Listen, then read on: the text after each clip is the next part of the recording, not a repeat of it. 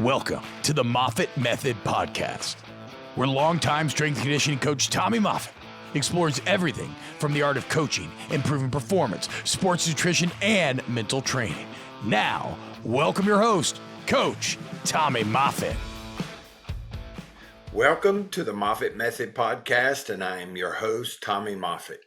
If you are listening for the first time, please take a moment to subscribe to the podcast and share it with your friends. For more information about the Moffitt Method speed, strength, and conditioning programs, please visit our website, themoffittmethod.fit, or email us at info@themoffittmethod.fit. Our incredible guest today is Coach Nick Garcia. Coach Garcia is one of the leading high school strength and throws coaches in the country. Since 2003, he has served as the strength coach and throws coach at Notre Dame High School in Sherman Oaks, California. As of 2023, he has coached 30 boys over 55 feet in the shot put, including 5 over 60 feet. He has also coached 2 girls over 49 feet. In total, he has produced 80 CIF finalists, 18 CIF champions, 31 state qualifiers, and 26 state medalists, including the 2023 California Girls State Shot Put Champion. With a bachelor's and master's degree in kinesiology from Cal State Northridge, Coach was a 2-time Big Sky Shot Put champion himself. Coach holds certifications from IAAF Level 5, CSCS, USA Weightlifting, and then Coach Garcia is also an experienced presenter on both strength training and the throws. He is a faculty member for the Gambetta Athletic Improvement Network, GAIN, and has presented at the Canadian National Throws Conference, LA 84 Advanced Clinic, and multiple state track and field courses and clinics. He has also consulted on athletic development topics with professional teams in rugby and was the National High School Strength Coaches Association State and Regional Coach of the Year. Welcome to the podcast, Coach. Thank you. I was as soon as I got the email asking me to be on, I was no question say yes whenever you wanted to do it. So fired up about it. I appreciate being here. Yeah, you're very welcome. And I'm excited for you to be on here for 2 reasons. One, we're going to get to talk some strength and conditioning. And 2, we'll get to talk a little throws at the end. So I'm excited about both today. All right, so let's start off, with the basic question. How did you become interested in strength and conditioning? Well, I went to St. Francis High School in Mountain View, California, in the Bay Area. I grew up in the Bay Area. And we had a PE coach named Richard Adams. Dick Adams was his name. He was a football coach as well. And I'd always been interested in lifting weights, and that always interested me. But we got on the program called Bigger, Faster, Stronger, right? And so we started doing that. But ever since I've been a kid, and I was a kid then, I've always wondered, like, okay, this guy is the best, or who is the best at what I'm trying to accomplish? So, for example, go back to the throws real quick. When I started throwing the shot, who was the best? And at that point in the shot put, Art Venegas was the man coaching the throws. So I had to figure out exactly what they were doing. And so at that time, when I started learning BFS from Coach Adams, who was the best at that time, or who was most did a great job marketing of who was really good. And at that time, it was Nebraska, right? And so Boyd Epley came out with this program called Make the Play. And I still have the original from 1996 and 1997, the original booklet of the Make the Play program with a metabolic circuit in his program. And I have the Nebraska flyer for the strength and conditioning clinic from 1996. I still have it, and I kept it. So that's what got me interested in strength and conditioning. And from then, I still didn't really have an idea exactly how to structure things and whatnot. And I went from we were really good in football at St. Francis, and then I went to junior college to play a little bit, and it wasn't very structured, but I was fortunate enough to get to Cal State Northridge to be a shot putter.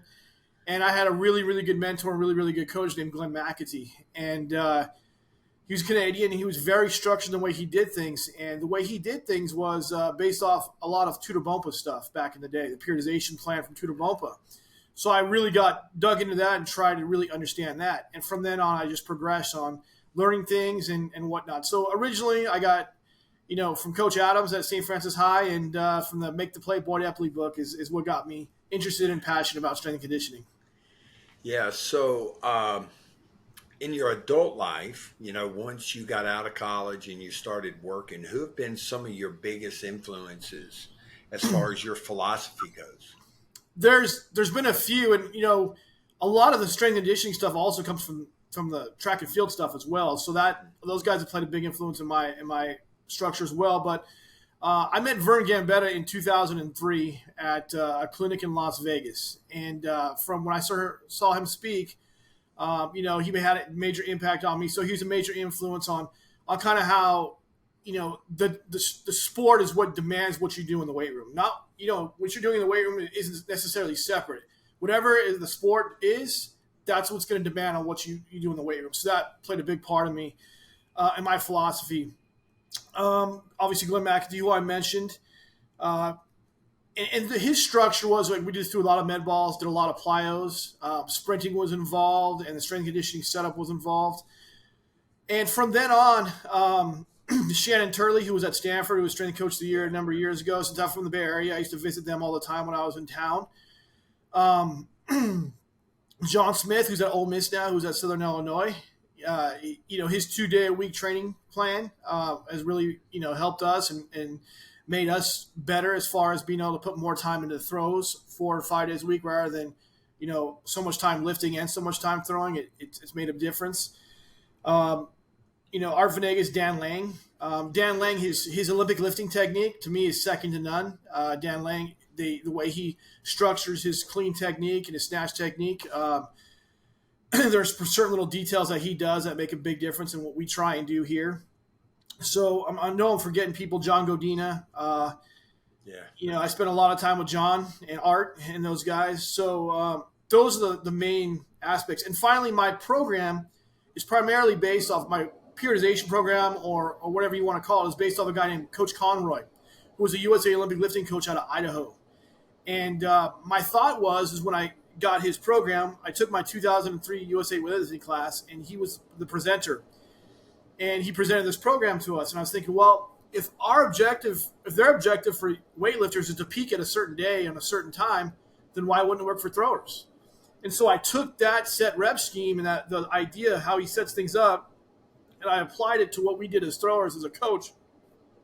And it's worked like a champ every time. And it's evolved since then. Like I still use the bones of the set rep scheme, the periodization plan is all there. But how we do it, the 2-day-a-week lifting plan, like that John Smith uses, I implemented that. The med ball stuff, the plyo stuff that I got from McAtee, I implement that. So that's those are my main influences and how I came up with my my philosophy and program. Okay, so with such a technical background in the throws and periodization and some great mentors, what are some of the challenges that you face being a high school coach? The first and biggest challenge I face is there's just one of me. I have no assistants, and the schedule throughout the day is tough because we start at I still have a faculty workout Monday, Wednesday, Friday at 5:45 a.m. and they go from 5:45 to 6:30. At 6:30, the teams start coming in, and so we're on a block schedule, blue day, gold day, and so our schedule is based on the block schedule. And so my day starts at 6:30 with teams. We go 6:30 to 7:15, 7:15 to 8 with another team, and then school starts at 8:20. And then I have weight training class throughout the day, and at 1:30, the teams start coming in again. So we have 1:30 to 2:15, 2:15 to 3, 3 to 3:45, 3:45 to 4:30. And so just being one of me, it's getting all that set up for different, no team trains the same. So getting all that set up, getting all that organized, and getting all on the same page is the biggest challenge. The next thing is, another challenge is when the head coach shows up for that particular team, it makes a huge impact because the kids see that it's important to the head coach, so it should be important to them. Like strength and conditioning is extremely important to me, and I know how important it is for sport, but the student athletes don't always see the carryover or how it applies.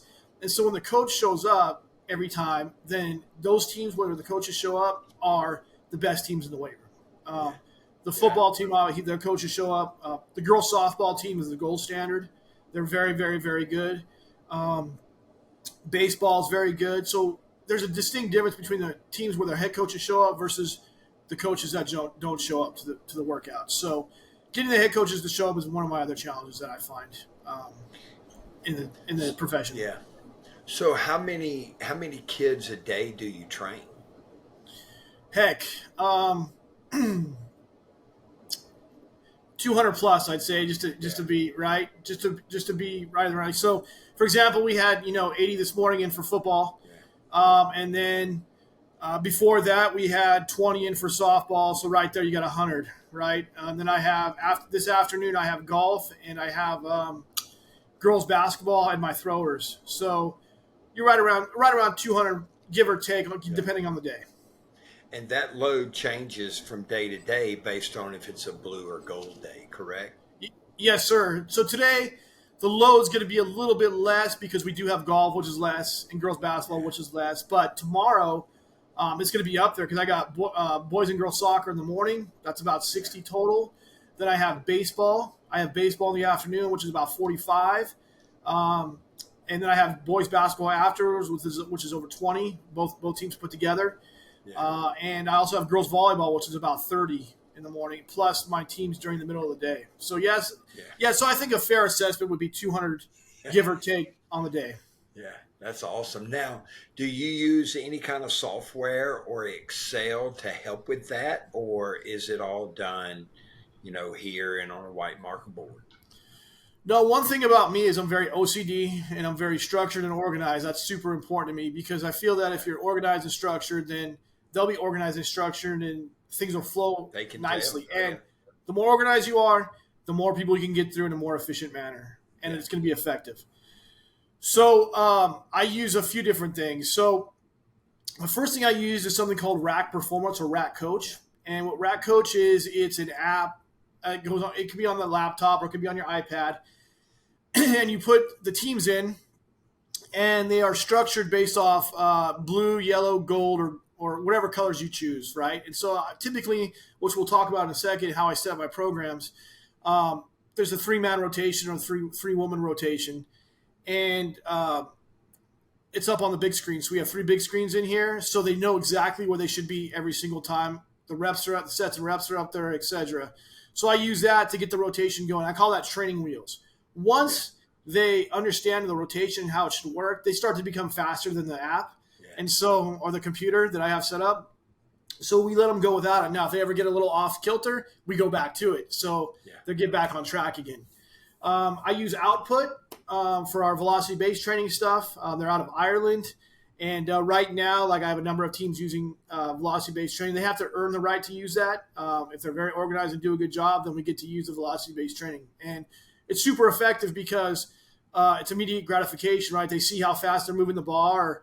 Then we put leaderboards up on the big screens. They can see who has the best power output, best velocity on this squat with this weight, etc. So those are the 2 softwares, things I use. Once we, like I said, I call it training wheels.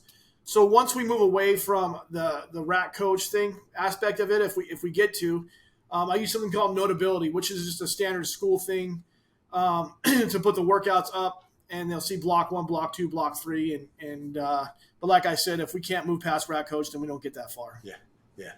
All right. At what age do you begin training the athletes there at Notre Dame? At school here, they're about 14. They're freshmen. And when they're freshmen, they come in and they have what we call a foundation phase. So every freshman team goes through what we call a foundation phase. And that's all based on working with kettlebells and dumbbells. Mm-hmm. And so what I do is, and this is a Vern Gambetta thing, kind of, and where I got it from Vern. And we teach all the movement patterns that we're going to do with the barbell. So we do dumbbell jump strokes. We do dumbbell high pulls. We do dumbbell one-arm snatches. We do goblet squats with the kettlebells. We do RDLs with the kettlebells. Everything is done with that. Now, there's a few reasons for that. Number one, it's not as intimidating as a big bar, right? And so especially when the smaller females come in, they're a little bit intimidated by how heavy or how big the bar is. And so the dumbbells help with that. Furthermore, after the foundation phase, we do what we call a work capacity phase, or power endurance type phase. And we'll do light complexes and leg circuits at that point. And it's still with dumbbells and kettlebells. After 8 weeks of all that pulling and squatting with dumbbells and kettlebells, their movement patterns are really, really good. So when we do transition to teaching them the Olympic lifts, it's very, very easy. They know how to pull. They know how to shrug. They know the movement sequence. And so we move right in the Olympic lifting with no problem at all. Yeah, and you also build up a lot of proprioception because it's harder to control, those arms bilaterally. Yeah, very much so. Dumbbells, yeah. So how much variation, and you mentioned this earlier when we were talking about all the teams, how much variation is there between the different sports that you train there? Now, we just talked about the foundation and basic strength phase. That's going to be the same for everybody because when they come in, I don't know where they've been, what their experience is, so I teach them from the ground up. And the beauty of that foundation and work capacity phase is you can make it as hard as you want to make it, even though it's just dumbbells and kettlebells, by adjusting the intensity, adjusting the weight. As we move in after those 8 weeks, we do move into variation, right? And so you have a look at, let's take baseball, for example. People will argue this all the time and about how you can't do cleans with baseball, you can't do snatches with baseball. It's too dangerous for their shoulders. It's too dangerous for their catching the clean and busting up their wrists. And I've experimented with doing stuff like that with them, but we end up just doing hex bar jump shrugs. We do different med ball throws for explosive movements, so they don't necessarily do a lot of the pure Olympic lifts, right, for the purists. Right. But we do those movement patterns, and there's lots of ways to get explosive, and we just choose a different way with those guys. Plus, they're not moving 300-pound guys, right? They got a swing of bats that's about 30 ounces and whatnot. So it's not that important. It's more important to be fast, speed and power. Football, we do our cleans, we do our heavy squats, we do all that, the traditional type stuff we do with football. But we also incorporate a lot of mobility stuff. That's super important. That's something that I got from Shannon Turley back at Stanford, and I just keep trying to evolve it. With basketball, I have found that basketball, they're the most challenging team to get to want to be in the weight room. Like that's at least in my experience here. We've had really good basketball teams. So with them, we do stuff like 1x20 with them, the 1x20 workouts. We'll do more power and strength endurance type circuits with them in season. So they obviously vary as well. Now they do got to be physical a little bit. So we do some hex bar deads and things like that to get a little stronger. So there is a lot of variation from team to team. Volleyball, girls volleyball is all velocity-based stuff. Like when we squat, they clean, they squat, they snatch, but it's all velocity-based and all within a range that I want to keep it in. Softball is very similar to baseball. So there is a lot of variation. Like we don't just come in here and do one workout for every team. The only thing that is always the same is the foundation and basic strength phase. After that, then it starts to vary depending on the team. Yeah. All right. So this, I've got some so far. I knew this was going to be a great podcast. So I've got some good questions for you, and this is one of them because I did some research, before I ask you to do it. So based on what I've seen from your website and other presentations that you've done, you do a lot of rotational work in jumps and in throws. And you also find a lot of different ways to add mobility work for the hips, the torso, and the upper body.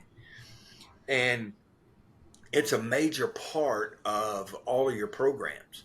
So my question is this emphasis due in some part to your background in the throws that are rotational in nature or something else? And how much of this is done with all of the teams there at Notre Dame? So as I mentioned before, the sport, the demands of the sport is pretty much going to delegate what you do in the weight room. So if you take a step back and look at all the sports that are played, let's say 99% of them, they're played on all three planes of movement, right? Mm-hmm. And so I feel that if we're going to play sport in all three planes of movement, then we're going to have to train in all three planes of movement. And so you have your transverse plane, you have your frontal plane, and you have your sagittal plane, right? And most people only do sagittal plane work, right? But that's not how sport takes place. Track and field, well, at least not at field so much, but the sprinting events, it's all sagittal for the most part. But when you just train all sagittal, you also get injured because you're not balanced, right? And so I look at all that, and the throws has a huge rotational aspect to it, and a lot of it came from that as well. But what people always forget is the frontal plane. And frontal plane, is often forgotten. Now, in the defense of the frontal plane, or people who forget the frontal plane, it's the hardest to come up with movements for. Like you have your lateral lunges, you can have lateral step-ups. For frontal plane core exercise, there's, windmills or side-ups, things like that. But there's not a plethora of them, right? So that's where my philosophy came from, all the rotational stuff and all the frontal plane work, is that's what takes place in sport.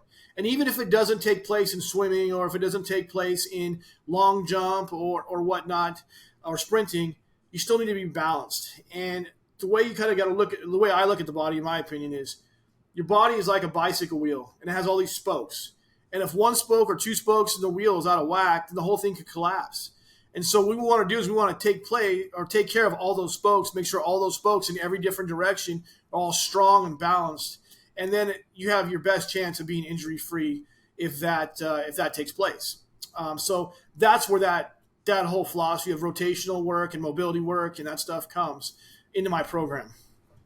Yeah, I saw one exercise that I really liked. I had to write down a little note, like, I like that. And that was the rotational dumbbell snatch. I thought that would be a great variation to do, and something that you could do with young kids also, because it's different. You're snatching, but it still adds a variable to it that they're not going to get just in everyday life. So I like that. So can you take us through how you organize and implement just like a normal training session there at the school? So this part of my program, I learned a lot from Shannon Turley at Stanford when I watched them, and he would pair certain exercises up together.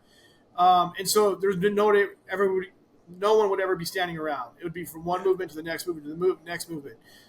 I'll kind of attack it in this perspective, where when I present, or when I at the Gain Clinic last year or 2 years ago with Vernon Gambetta at Rice, one of the guys that was there attending, how can you do these three things in a row? They affect each other, and how do you get strong that way? So I'm going to explain how I do it and then why it's done that way. So the way I set up my training is we have three different blocks. I call modules. And if you look at the definition of modules building one thing upon another thing upon another thing. They all help each other build. And so the module number one is an explosive dynamic movement paired with a core movement, paired with a injury prevention movement, per se. So you'll have your clean there, any type of explosive movement. You'll have, for baseball, we have stuff called crow hops and things like that we do with med balls. And anything explosive will be classified in that area. Then our core movement, that could be frontal plane, windmills. It could be sagittal plane, ab wheels. It could be, transverse plane, landmines, something along that area. And then our injury prevention movement, typically it's more lower body base, and I've gotten more towards the knees over toes type stuff lately that people have been doing, and we've had a lot of success with that stuff. We had 0 non-contact knee injuries this year, and we applied it since last fall. So that worked out real good for us. So typically that falls in that area. Once we get through 3 sets or 4 sets, whatever I have programmed for that block, we move on our module. I move on to the next module, and that's a lower body movement, upper body pulling movement, and an upper body mobility movement. Now, that upper body mobility movement is going to prepare us for our pressing in our third block, or our third module. And our third module is our hinge hip movement, our upper body pressing movement, which is bench, typically bench, and then our lower body mobility movement. And that lower body mobility movement will counter whatever our lower body movement that took place in block 2. So if we squatted or we hex bar deadlifted there, then your IT bands can be tight, or your glutes. And so we'll do lots of pigeon stretching for that mobility movement in block 3, or half kneeling external rotator stretches, Hawaiian squats. So if you take a look at it, you have an explosive movement, a core movement, a injury prevention movement in block 1. Block 2, you have lower body, upper body pulling, and mobility upper body, block 2. In block 3, you have hinge hip movement, upper body pressing movement, and lower body mobility movement. So if you look at that, I talked about the bicycle wheel or bicycle spokes. Everything's very balanced. You got everything covered there. You got injury prevention, you got mobility, you got explosive, you got lower body, upper body pulling and pressing and hinging. So everything that a high school athlete needs and should be good at is within the program, and that's why I have it set up that way. Now, the argument was that with that person, and often that I get from other people is, well, they're not getting any rest in between their main lifts. Well, first off, we're not power lifters, and in the game of sport, there's not a lot of rest in basketball. There's not a lot of rest in football. You got 25 seconds. Yeah. And furthermore, I back it up with the fact that we have active recovery. So the core movement has nothing to do with the clean, what we're trying to accomplish in the clean or whatever that explosive movement is. And the injury prevention movement is fairly or pretty much not really that intense. So you're still getting your active recovery there.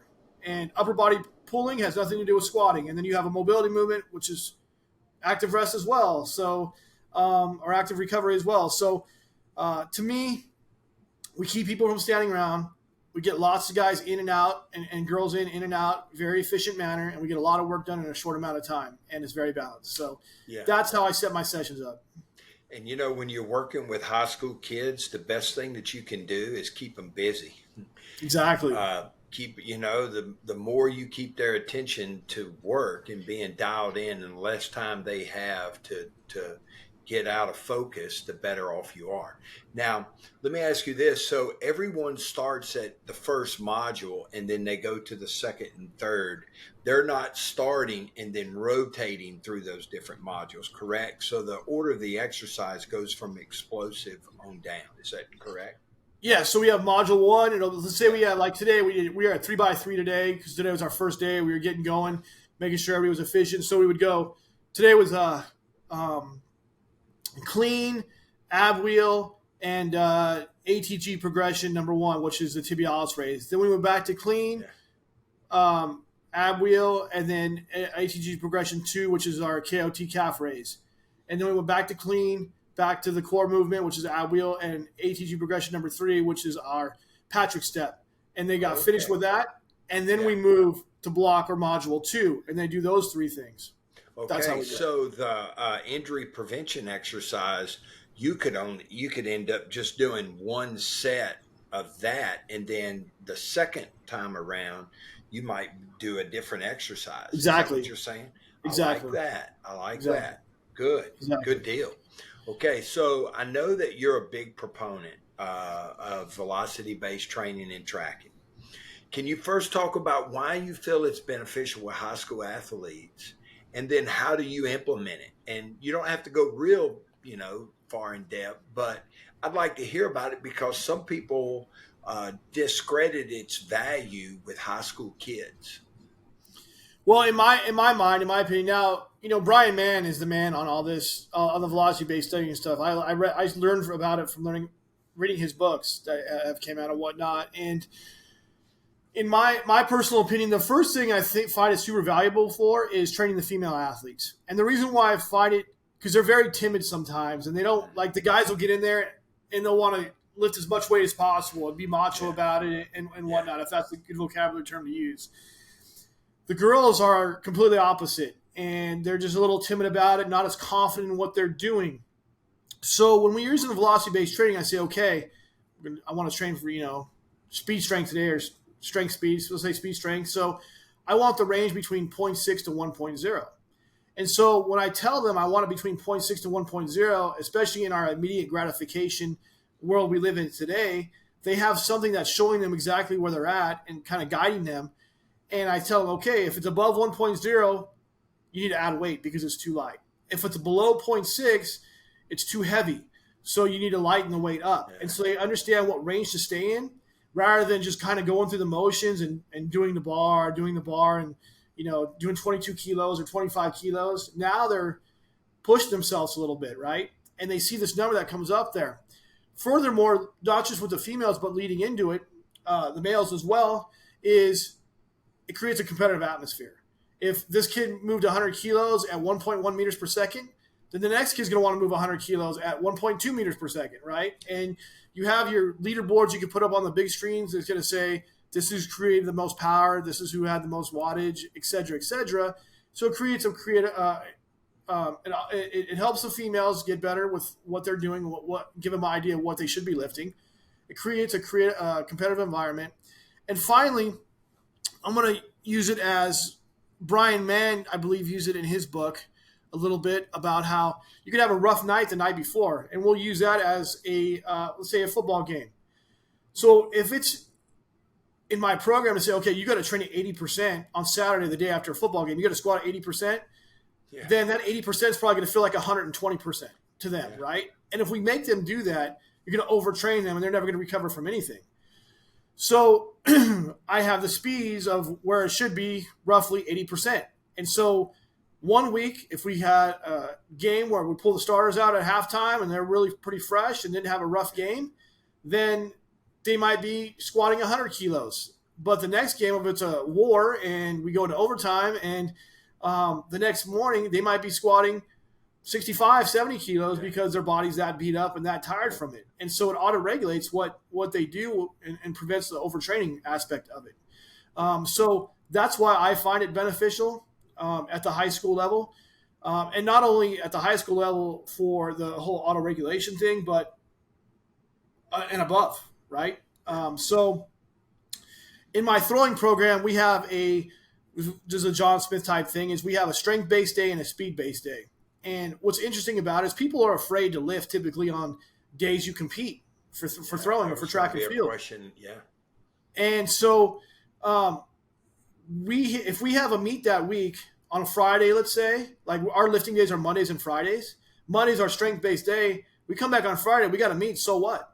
We're going to make that a speed-based day, and we're going to use the speed-based day, and we're going to have it within those ranges that I want you to train in, 0.6 to 1.0, whatever range I have for you. And I will tell you this, every time we lifted the day of a meet, we had really, really good results. Yeah.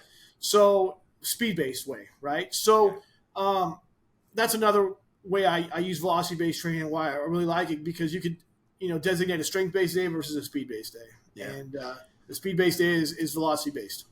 Yeah. All right. So has it influenced you any in preparing your teams for major competitions and your throwers? How do you use it leading up to a major competition? Well, I use the velocity-based stuff. So you use it as a readiness aspect, right? So I could track all the elements, right? I could track, their power output and things like that. At least that's what it gives me in the computer or in the laptop on the platform. Mm-hmm. I say, okay, their power's up here. We should be good. Now, if let's say their power's up and they don't necessarily compete all that well, or they don't have a good result. Right. Well, if their power's up, then it's not a physical issue. It's either a technical issue or it's a mind issue or a mental issue. So then we have to address that in that manner. So it gives me a little evidence on what is problematic. So now if their power's up and they compete really well, then we know that they should have competed well because their power was up. Does that make sense? Yeah.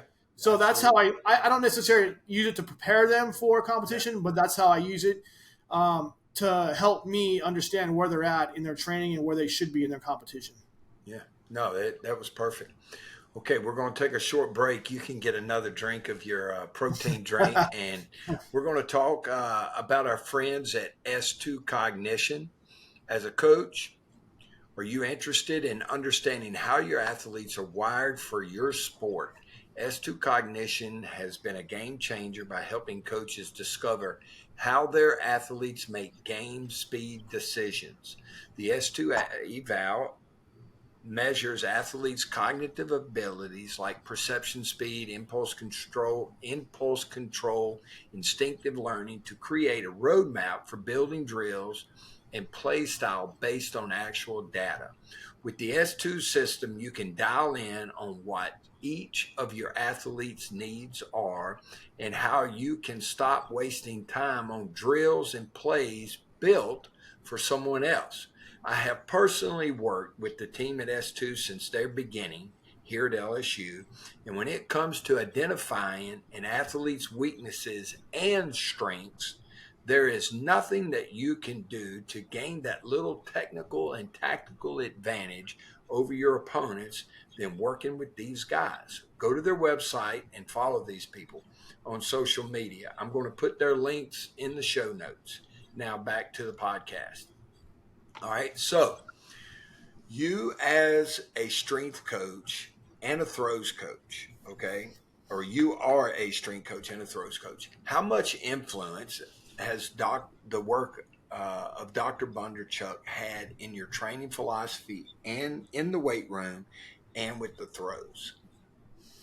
Well, first off is the doctor – you hear a lot of people talk about how and this is a pet peeve of mine, how they use Dr. B's program. And they use aspects of Dr. B's program. They don't use it exactly as Dr. B has it set out to be used. And now, depending on the athlete, they're a single sport athlete, then we use his program for those athletes. If they are not a single sport athlete and they do other things, then I use aspects of Dr. B's program to implement into our training for those athletes. So his specific strength type stuff we'll definitely use, and we'll find ways to be creative to come up with specific strength type stuff for whatever sport they're doing. So it's had a huge emphasis on my track and field athletes that are single sport athletes, because I think that it is my opinion that everybody thinks they need to train heavy all the time. You know, if you're not training heavy, then you're not getting the job done. And one athlete I like to use, his name is Kyle Swanson, and he came into Notre Dame High School here. He was a freshman. He threw 34 feet 2 inches, right, which isn't a good throw at all with a 10-pound shot. Not good. So at that point, this is a long time ago, I was starting to use the Dr. B system for me, competing-wise. And I was thinking, well, I'd like to try this in high school, but he'd be the perfect guy to try experiment on, because no one's expecting any points out of him. No one's expecting anything out of him. And so if, you know, we experiment with him and see how it works and it's successful in some way, then we'll start applying it to the high school kids. And the next year, he threw 46 feet 2 inches with a 10-pound shot, which is a huge, that's 12-foot improvement, right? He's only a sophomore, so his technique wasn't all that great yet. It was still good, but it wasn't great. And I was like, wow, there's something to this. So we really got dialed into it. And the following year, he moved up to the varsity weight and threw over 53 feet. And if you looked at this individual, he definitely doesn't look the part at all, right? And, wow, 53. Then his senior year, he ended up throwing 58 feet and being one of the best high school throwers in SoCal. And it was like, this kid went from 34 feet as a freshman to 58 feet with a 12-pound shot. His senior year, one of the best guys in SoCal, making the Masters meet, etc. So at that point, I was like, man, this is legit, right? Yeah. And here's the crazy part is I'm really good friends with all the good coaches around here and all the successful coaches. And I know they spend like 2 hours in the weight room. And this kid is spending, 40 minutes throwing and 40 minutes in the weight room and going home and beating them all. And so that was like super enlightening to me. Like, okay, well, maybe what's the least amount we can do and still be successful, keeping them fresh, and keeping them dynamic. And so Kyle, believe this or not, you guys can choose to believe it or not, he never snatched over 40 kilos. He never cleaned over 60 kilos as a max. We never maxed. Everything was just for speed. He never squatted over 100 kilos. And all these kids are in there smashing 500 pounds and things like that. He's just moving for speed, and he's beating them. And the crazy part is that if you really look at the program, traditionally people squat twice a week, let's say one heavy, one medium, or one light. If you add up the fact that we train 2 days on, 1 day off, and we squat every day or we do our leg movement every day, we're only training at 70% roughly you add all that up throughout the month, it's almost twice the total of what somebody does traditionally squatting. And that's what makes a difference, is the total tonnage and volume that you're doing versus for speed. Furthermore, the great part about it is that you go on a squat a heavy day, you destroy the nervous system. The next 2 days, you're probably not very good.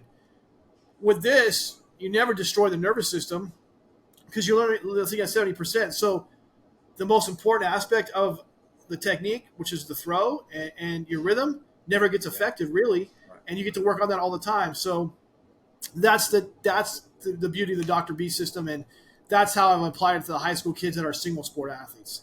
The multi-sport athletes, we do the specific development exercises and things like that for the sport, and we also train faster more often, I guess I'd say, rather than heavy. But that's how I deliberate between the two, or designate between the two, and the differences are between using it the pure Dr. B system versus using it parts of this Dr. B system. Yeah, so I want to talk to you about parts of it right now. So how often do you catch yourself like thumbing through the text and thinking about how you could apply his work in the jumps, the sprints, and the throws, and even the distance, because he's got evidence of all the different events in track and field. But how often do you sit there and look at the text and think about how you could use that information and parts of his system with field sports? Well, I think that, like, you mean like football, soccer type stuff? Yeah, football, soccer, exactly. I've thought about it a lot, and I've talked about it a lot. I think in order to use the actual program with those type sports, is you have to be on the same page as the head coaches. So, for example, let's take football, for example. They usually have their Indo period, they have their 7-on-7 period, they have their team period. It's going to have to be very similar each day on how you do your Indo period, right? Because what happens in the Dr. B system is the objective is to do the same thing all the time and adapt to it. And when you adapt to it, you hit peak form. And when you hit peak form, those 5 or 6 sessions are going to be, you're going to be at your top level, right? So if you're doing something different all the time, different Indo period, you're tackling one day, you're not tackling another day, things like that, it's going to affect the adaptation. It's not going to be as quick because you got more stuff to adapt to. So being on the same page is necessary. Now, I'm going to go off the road a little bit here and talk about golf. What if we could figure it out for golf and you hit peak form every time for the majors? I'd be a millionaire, right? Right? Yeah. So, and my thoughts on that would be, okay, well, we have a day where we have 2 programs set up, and we have a day where we play our 18 holes, and then we have a second program where we just work on our chipping, our driving, and our short range type stuff. And we alternate between those two and do the same exercises outside, whatever explosive movement you're doing and whatever leg exercise you're doing and whatever circuit you're doing. You do that on the outside, but the actual competitive exercises you have alternate between 18 holes one day and the chipping, the putting, and the driving on another day. And so if you kept track of what your scores are and things like that and kept track of data, then when you adapt, when you're at peak form, and then you apply that, 25, 30 sessions out from the U.S. Open or from the British Open or the Masters, right? So I've thought about it a lot. I just don't know how applicable it would be or could be, or if you could get anybody to buy into it. Yeah, because, football coaches' schedule changes by the minute sometimes. Exactly. Now, looking at it from a sprinter perspective, if you're a sprinter, you can have a 3-program setup where you alternate between max velocity day, acceleration day, and tempo type day. And I think it would work really, really well for them, right? So that's a way I would do it for a sprinting type event. Yeah. Okay. All right. Speaking of that, let's move on to some track and field because, I love track and field. So I thought it would be good. That's another reason why I wanted you on here today, because we could kill 2 birds with 1 stone. So, and we're a coaching podcast. Just a lot of it has to do with strength and conditioning.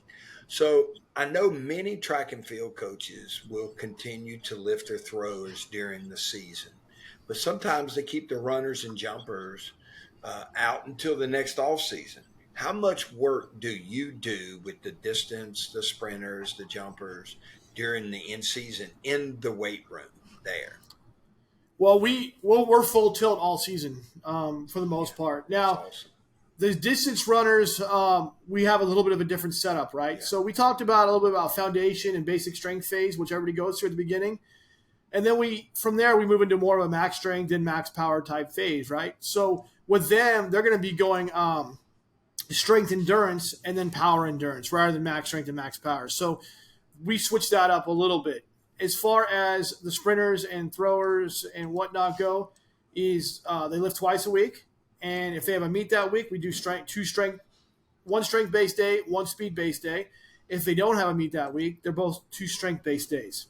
And, if you look, are you familiar with Vladimir Isarin, his book, Block Periodization? So he talks a little bit about in there about how long you can keep your maximal strength for and how long you can keep your speed for, etc. So I think it's plus or minus 30 days plus or minus 10 on 30 days you can keep your maximal strength for. So if you're not lifting in the middle of the season, then you're going to have to completely start over when you get done.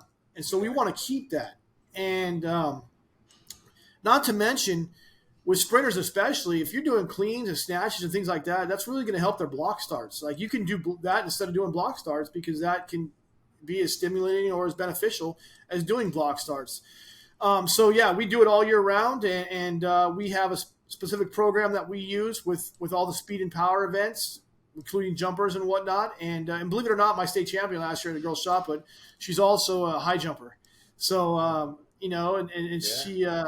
her training set up the same way. Now, before I move on, since she high jumps, and I talked about doing plyos, we don't do any plyos in her training since she already high jumps. So it's not necessary in my mind that we need to do more jumping.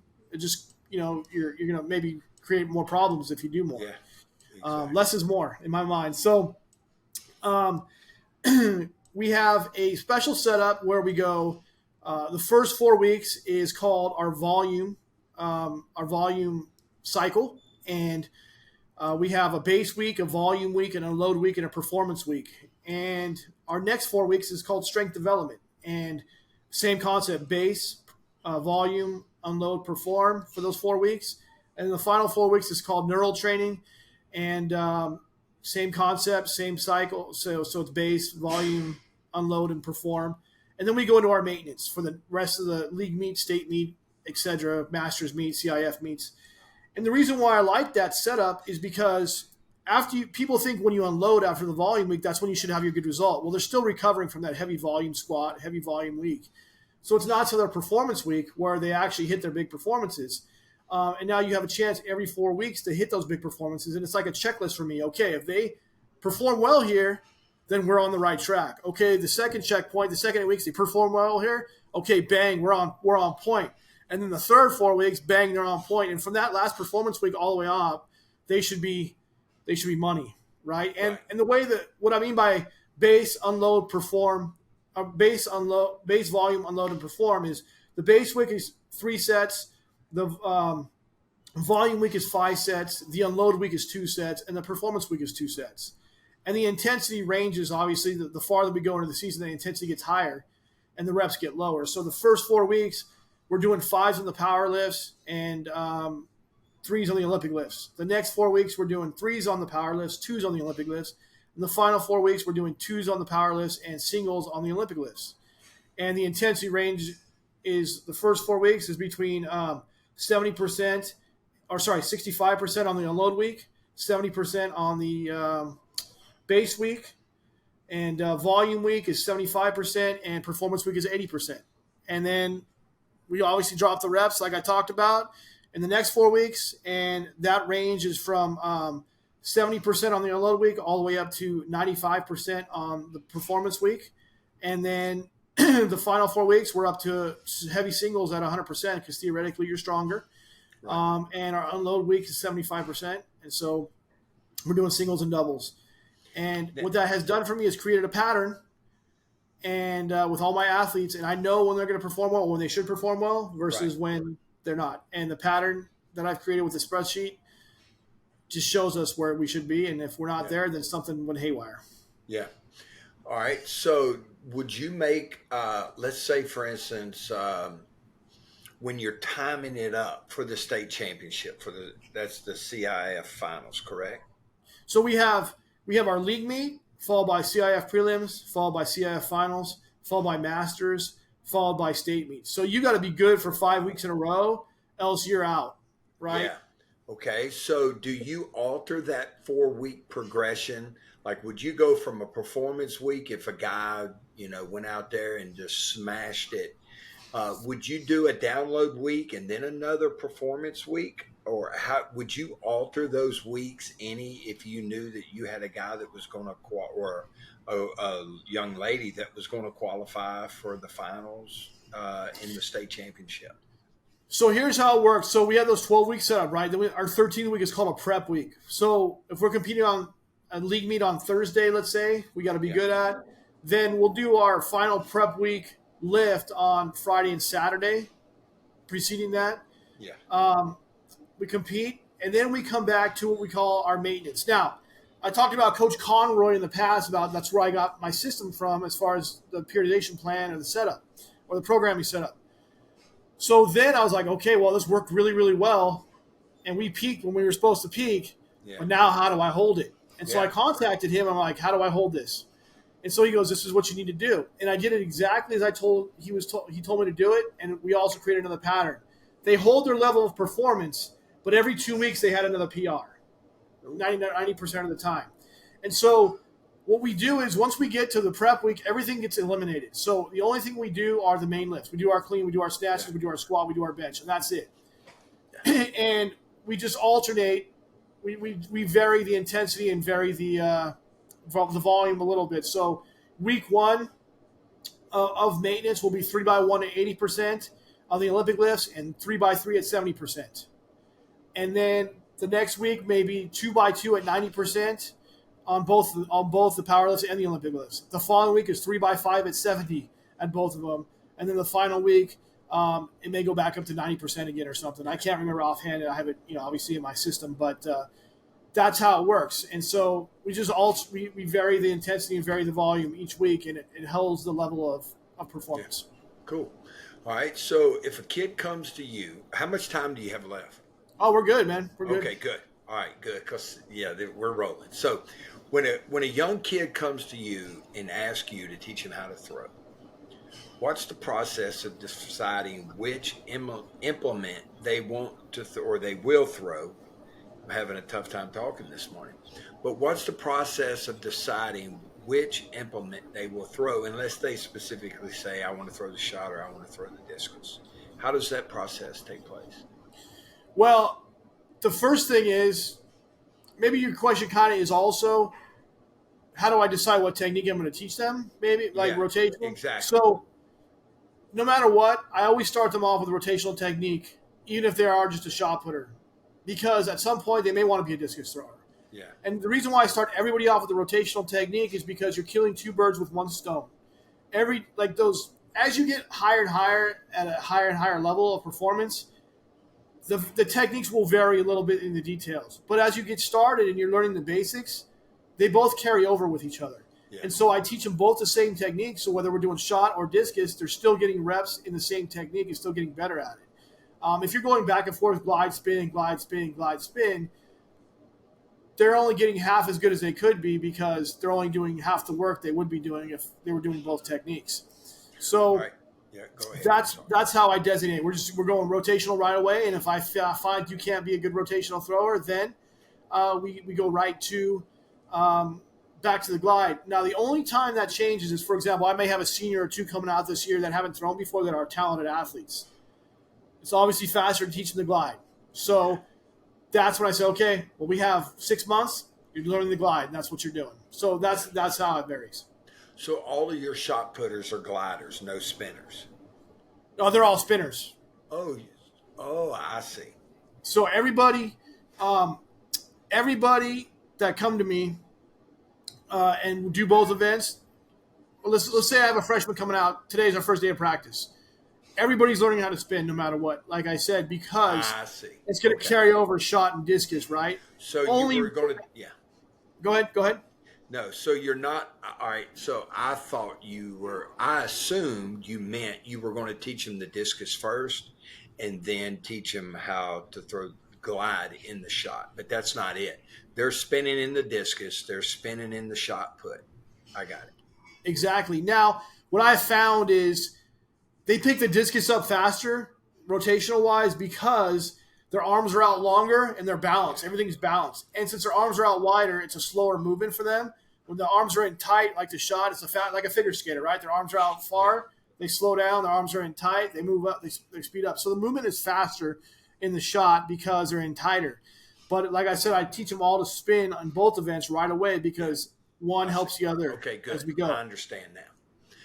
I understand. All right. So, but now if you have a guy that you think is going to be, you don't have much time, then you're immediately going to teach them the glide in the shot put instead of spinning because they're very athletic and they're probably going to throw 54 feet the first day out. Exactly. Yep. Okay, good. Any hammer throwers? Not out here in California. Not here. I mean, what happens is when I have somebody who's interested in throwing hammer or wanting to do hammer, to me, Dan Lang's one of the best hammer coaches in the world. He's the only guy on American soil who's coached Olympic champion. And so Olympic champion in the men's hammer. And so he's the man I would send him. He's the guy I would send everybody to if we had some hammer throwers that were interested in throwing the hammer. Do they throw the javelin in California? They do at some meets, but it's not at any dual meets. So no jab, no hammer in California. Yeah. They do have like a hammer state championship, usually after the regular track and field state championship, kind of at its own facility. But the problem out here in California is we don't have a lot of space. There's some towns with lots of space and lots of places to throw a hammer. But like my high school, there's no chance of that happening. Yeah. So they don't throw the hammer here in high school either. But when I was a high school coach, so we were very competitive in track and field at the high school, primarily in sprints and the distance events. We were better, we were better runners than we were. We weren't bad at the field events, but we did really well in the sprints and the distance events. So we had won the district and region the year before, so we had to host those meets the next year. So for the region, we held the meet at the same track and field that the 96 the Olympic qualifying track meet was. What the Olympic trials was held in New Orleans at a place called Tad Gormley Stadium. So there was a practice track outside the stadium that they had built for the trials. And then, of course, the trials were held inside the stadium. So the field events were going to be held outside. So I was in charge of running the field events, the shot, discus, and javelin. So the head coach tells me, he says, look, get all your stuff, gather up the people that are going to run the events, talk to them, and then y'all go out to the practice track and call all the kids up and talk. So I hadn't even been outside, and I get all the coaches that are helping me throughout, and the organization that was going to help us also. I forgot all the names of these people, but the clerk of court and all that stuff. I don't remember that, but all I remember is walking out of the stadium, and there were discus and shot puts and javelins flying everywhere. Kids were out there warming up and throwing implements. Like I was afraid I was going to get impaled by a javelin. So I didn't have a whistle, but I started yelling for everybody to put their stuff down because there were just people warming up everywhere. So it was a nightmare. But we got everybody calmed down and organized and no one died. So I thought I'd let you in on that. I'm sure you've seen some crazy stuff like that before too. Yeah, we used to train at West LA, and West LA had 4 different rings going in a circle around the facility. And it was just his own throwing facility. It was a Hal Calling hammer throwing facility. And when we would train, there'd be stuff flying all over the place. So to this day, when I rock across the field, I'm looking left and looking right. It doesn't matter if nobody's out there on the football field. It doesn't matter. You're still looking. I'm still looking for stuff, man, because I don't want to get smashed. I'll tell you that much. Yeah. Okay, so when programming for lifting for one of your throwing events, Do you program any angular specific release points, like in shot put throws or bench or anything like that? Or is it more general training for in the weight room for the shot? Does that make So sense? when we do our specific development exercises, regardless if you're on Dr. B system or not, we have our jammer arms that we have a little shot, like we got welded up a shot put attachment that goes on the jammer arm, Yeah. and that'll change the angle where it's supposed to be, but we're still working the muscles that we want to work in order for delivery of the shot put. So when you're throwing multiple weighted implements, like for example, a 12-pound shot for men is the standard for high school. When they throw a 14-pound shot or a 6K shot or a 15-pound shot, if we get that high with them, their release angle is automatically going to change. It's going to be lower automatically anyway. So we don't really worry about that. As long as their leg mechanics are correct, then the correct angle is going to come out when they go to throw. So I don't really worry about that. The only thing that you could maybe say that we do, we do some incline bench, which is more similar to the delivery than any regular bench press per se. Now, I will say this: is lots of guys think that you need a bench press to throw far. When I threw my PR, I was 35 years old, and I didn't bench press the whole year because I was doing only specific development exercises. And Kyle Swanson didn't bench press either. So I think what people get fogged up in is the fact that we don't throw the shot put on our back. Right? We're not laying on something. We don't have support behind us. So if we can find a way to do pressing without support behind us, that's going to be more specific to the shot put than doing the actual bench press, if that makes sense. And I know I'll catch some flack for that, but to me it makes sense, and we've had good results. So, I stick with that. Well, if you go back to Dr. B's text, you'll see that the bench press doesn't have that big of an effect as the guy moves up in his qualifications anyway. So it's more exactly strength training exercise. So for those of you who don't know, if you look at Dr. B's books, he has correlations in his book about when you become this level of shot putter, how much the squat or the bench press helps. And when you become this level, 20-meter shot putter, this is how much it helps. And the higher you get, the less it affects it. So sometimes I wonder to myself, you see these guys, squatting lots of weight for lots of reps, and it's like, is it really worth the risk? Because if you move with 800 pounds in the wrong way, it doesn't matter how strong you are. If it drops the wrong way or you move the wrong way, you get hurt. And so is it really risk versus – you look at the risk versus reward. Is it really worth it? Yeah. But I'm just a coach. I wasn't a world-class guy. I was a good shot putter, but I was world-class. So then again, you could say, well, what do you know? But I just look at it from an outside perspective thinking, well, is it really worth it? If Dr. B, who's coached a bunch of Olympic champions, says it doesn't correlate as much, then is it really worth it?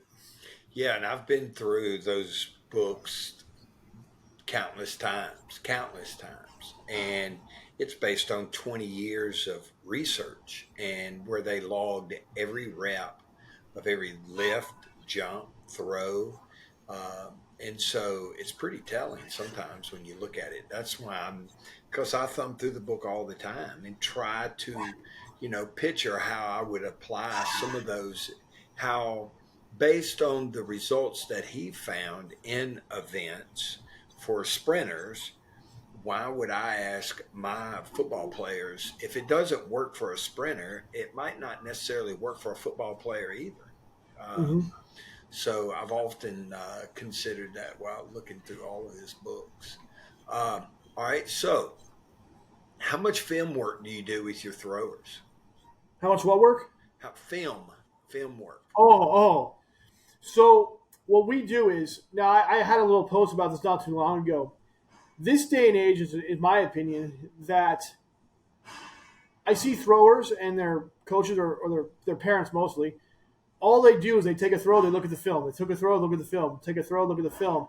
Now, when I was competing and I was throwing, like we had cameras, but we couldn't have immediate looks at the film, right? Yeah. So you had to go off of feeling on this is what, Adam Nelson often talks about how he wanted to try and look like what Oldfield looked like. But he didn't look – he felt like he did, but he didn't look like that, right? And it worked out well for Adam Nelson. Yeah. So when I was a young thrower, at that time, I really liked R.C. Haryu, the 2000 Olympic gold medalist shot putter. I liked his technique, and I liked the rhythm of it. And I liked Andy Bloom's technique, and I liked the rhythm of it. So I tried to mimic them. And I didn't necessarily look like them, but I try to get the feelings that they look like, right? So how Andy Bloom got really loaded on his left leg. I try to get that feeling. And if I felt like it was right and it went far, then I felt like that was what I was looking for, right? So one thing what we do is we do definitely look at film. And what I do is we'll take one throw from practice, and I will say, okay, I'll take a pro like Andy Bloom or somebody else, Krauser or whatever, and I'll say, this is what we're trying to look at, or this is what we're trying to do. And when we're trying to do that, this is what you need to try to do to make that happen. And then we'll look at film the next time and say, okay, we're getting closer to that, or we're getting closer to that, we're getting closer to that. That's good. How does it feel? How does it feel? I use film as a evidence-based thing, like as a backup, versus as the end-all be-all. It's not the end-all be-all for us. If it feels right to the athlete and we're getting a good result, then I'm going to let them stay with that, because everyone has their own movement characteristics, right? I walk differently than you, and who walks differently than someone else. And if I try to enforce them into some cookie-cutter thing, then it's not going to be as good as they could be, right? So if somebody took Adam Nelson and said, you have to throw this way, he may not have thrown as far as he did because it wasn't in his movement characteristic or his makeup. So as long as we're doing the basics right, what I feel the basics are, we'll look at the film for the basics, saying, okay, you're not turning your right foot enough here. Your right foot's got to turn more. And I'll show them an example on film of that, and I'll show them an example of what they do. So we definitely use it, but it's not the end-all, be-all. For me, it's feeling. Like, I want you to feel. The one thing that's hard, a challenge for me right now is you ask an athlete, well, how did that one feel differently than that one? And they'll tell me, well, I didn't really feel any different. And I think they're so overloaded with the seeing the stimulus of things that they can't feel it. Right. And in order to be a better coach and a better athlete, you have to learn how to feel things so you can make adjustments. If I'm not there or if I'm far away, I can't talk to you. You got to learn how to make those adjustments to make it right. Yeah, that's just good kinesthetic awareness. And I think by looking at that between throws, it would slow you down. Like, your mind should be void of anything like that. I think, me personally, going into the circle, I would be more focused on something more generalized, like the speed of my movement and, how smooth I felt and how quick I made it through the circle and my finish versus, all of that. Maybe I'm wrong. That's probably why I didn't throw the shot put. But I think thinking about all of the stimulus that you would get from watching a rep of yourself in film would overwhelm you during a throw. And, that's my opinion anyway. Well, then you look at film too, and you may see 1,000 different things, right? Exactly. And then one day you go out to practice and you're like, okay, we're going to work on this today. The next day, we're going to work on this today. The next day, we're going to work on this today. But it's my opinion that you need to go ahead and work on one thing. And until you figure that one thing out, don't move on to the next thing, because working on one thing, and it might take a month to fix it, you're going to get far closer to where you want to be versus working on multiple things throughout that month and never getting to anywhere you wanted to be. Yeah. All right. Do y'all have indoor track in Cali? We don't. We have what they call a winter championships. It's theoretically considered indoor, but it's done outdoors because there's not a lot of indoor facilities here, if any. Yeah. All right. So do they throw the 35-pound weight? They throw a 25-pound weight in high school. 25-pound weight in high school. Yes, sir. Okay, cool. All right, so we talked a little bit about this earlier. We were talking about the difference in the throwers and the sprinters. So when you're looking at the different events, say, how specific do you get, like between a vaulter and a long jumper? Would they do something similar in the weight room, or do you even have a vaulter more specialized than a long jumper or triple jumper? Well, I think you look at the event, and for example, can I use high jump right now instead of a long jumper? Yeah. So I have a really good high jumper right now. I'm working with a high school girl, and who should be a state finalist and have a chance of winning the state meet. And you take her versus the pole vaulter. Well, she doesn't really need a lot of upper body mass or a lot of upper body strength per se. Right. So I'm not going to spend as much time with her upper body strength as I would with a pole vaulter because they need immense upper body strength and upper body, stability and whatnot. So for her, it may hinder her, the high jumper, to have that upper body strength because she's heavier up on top, more to move, right? More mass to move and get higher and whatnot. Well, the pole vaulter needs that, and they need to be able to be stronger up and to be able to get up over that turnover and get up over the crossbar. So that's how I differentiate between that. Like same with the long jumper and a triple jumper. I would put them as a classification as a high jumper because they don't need that upper body strength like a pole vaulter would be. Right. So you just, like if you want to look at throwing events as well, hammer throws don't need a bench press. They don't need a lot of mass upstairs. So, it's not as necessary as it would be for, let's say, a shot putter or a discus thrower. Yeah. All right, good deal. Any books that you're currently reading? Books. So let's see here. 48 Laws of Power. I've read it about 4 times. Try to read it about 4 times. I get sidetracked every now and then.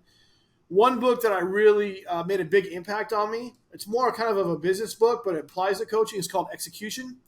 And the premise of the book, basically, I take notes on the books I read or listen to as I'm listening or reading them. And one thing that made a huge impact is as coaches, we're trying to get our athletes to do things that we want them to do, like technically or whatever. And sometimes they just can't do it. And so instead of getting pissed at them, you should go up to them and ask them, why can't you execute what I'm asking you to execute? And if they may have an answer for you, well, I can't do it because of this. Then as a coach, it makes you more creative and better to find a way to get them to do it, regardless of what their problem is, right? And so we don't know why they can't execute something. We should ask first before that. And so when you have a problem, why can't you execute what I'm asking you to execute? They may have a good reason. And then you say, okay, well, now I got to change my philosophy or change my way of coaching or my model of coaching to help this person because they're not able to do what I need them to do. So we got to find another way. So that made a big impact on me. Just that quote there, ask them why they can't execute what you're trying to get them to execute. And then you understand why.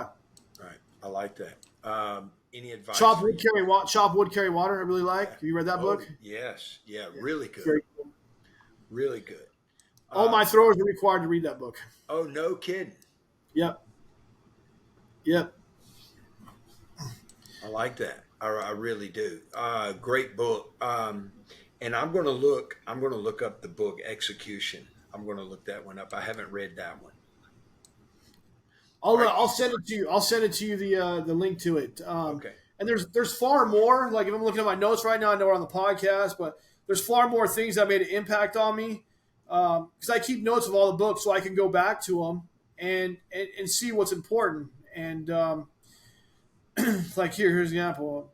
Ask why they can't execute what you're asking of them. When they give you a reason, ask them how they are going to fix it, right? Yeah. So how can we fix this, right? Reward the ones that do what is asked of them. Lots of times we're in kind of a socialist environment, and if you're not rewarding the ones who are doing it right and, not giving consequences to the ones who are doing it wrong, it creates a hard environment. It creates an environment of animosity. Like right. There's always going to be animosity there. When trying to change a culture, improving accountability is the most beneficial change right away. If you improve accountability, the foundation of changing behavior links to rewards for performances and making linkages transparent. Tells people what is valued and appreciated. Yeah. Write a letter to people in agreement of your goals. Robust dialogue over corporate dialogue. People try and sugarcoat things. Just be robust with it and tell them like this is what exactly needs to happen. And sometimes I come across as being an a-hole because like if you do a great job, I'm going to say, hey, that's a great job. If it sucks, I'm going to tell you that sucks, man. Yeah. You need to get better. Yeah. There's no in between. And at home, they're always hearing, oh, you're the greatest ever. But that's why we have a lot of problems in society that we have today is because everybody feels like they're the truth. Yeah, they should. Exactly. Yeah. Leaders get the behavior they exhibit, they tolerate. So if I'm doing a good job showing what I want, then I'm going to get that back. But if I'm not, then I can't expect my people below me to do it. I'm going to give an example real quick. Is we have a function every year at my high school, and the people in charge of the function say you have to park 4 blocks away so everybody on the campus can go ahead and visit the campus. They can park in our normal parking lots. Okay, well, those people park right at their normal spots. Like, how is that exhibiting a good leadership behavior? Like, it creates animosity. Right. And so finally, have an open house. That's when you have your open house. Yeah. If they believe others that do less than they will get the same reward, it will sap them of energy, right? And so, if I'm working my butt off and I believe that the others that don't work as hard will get the same reward, then that's not going to, incentivize me to work harder. So, those are all things out of the book Execution. Yeah, that book is filled with bullet points. So I look at all the books I take notes of. I look back every couple months just to remind myself of what's important or what I think is important. Right. Any advice for young coaches? I think find a mentor, and rather than watching YouTubes and things like that, go and observe them, and go and find out whatever you want to be good at.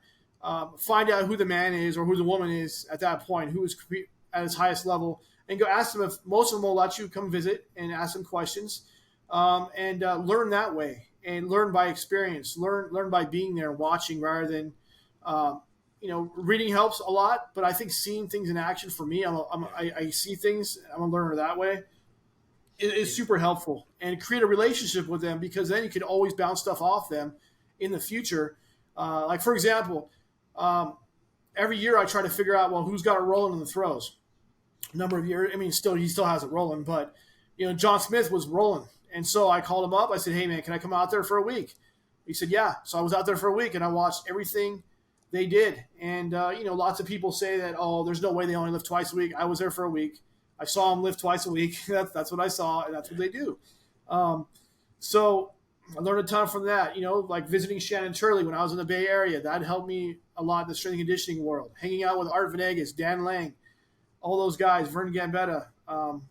That's a invaluable tool, just to be able to hang out with people and learn from them.